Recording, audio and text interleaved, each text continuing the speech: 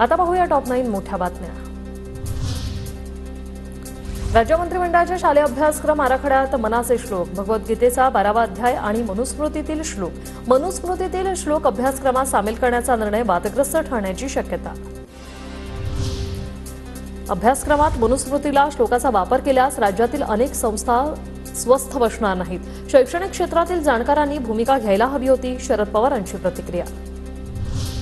अभ्यासक्रमात मनुस्मृती असेल तर अजिबात चालणार नाही, नाना पटोलेंचा आक्षेप। तर अभ्यासक्रम तज्ज्ञ माणसं ठरवतात, पटोलेंच्या आक्षेपांवर संजय क्षीरसागरांचं उत्तर। तपासून देशामध्ये सत्तेचं परिवर्तन आहेच आणि त्याच्यामुळे मनुस्मृती या देशामध्ये कदापि चालू देणार नाही ही भूमिका काँग्रेस पक्षाची आहे।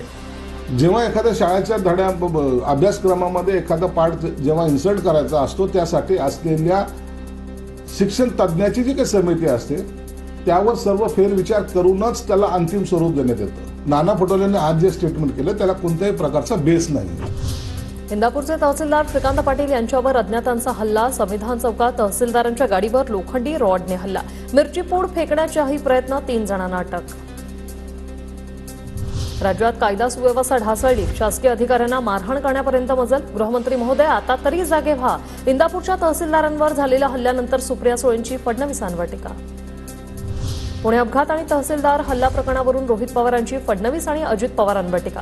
पुण्यात पालकमंत्र्यांचा पत्ता नाही, फडणवीसांकडे थोडी जरी नैतिकता असेल तर राजीनामा द्या, रोहित पवारांची मागणी। इंदापूर तहसीलदारांवर हल्ला करणारे वाळू माफिया, त्यांच्यावर कारवाईचे आदेश दिल्याची उपमुख्यमंत्री अजित पवारांची माहिती। घाटकोपर दुर्घटना प्रकरणातला मुख्य आरोपी भावेश भिंडेंवर 100 पेक्षा जास्त वेळा कारवाई, मनपाकडून 100 पेक्षा अधिक वेळा दंड, पोलीस तपासात माहिती उघड। अभिषेक घोसाळकरांच्या हत्येमागे आता व्यापक कट, आरोपी अमरेंद्र मिश्राच्या जामीन अर्जाला तेजस्विनी घोसाळकरांचा विरोध, मिश्रा आणि नारोनाचा सहाय्यक मेहुल महंतांचं वर्तन संशयास्पद, तेजस्वी घोसाळकरांचा दावा।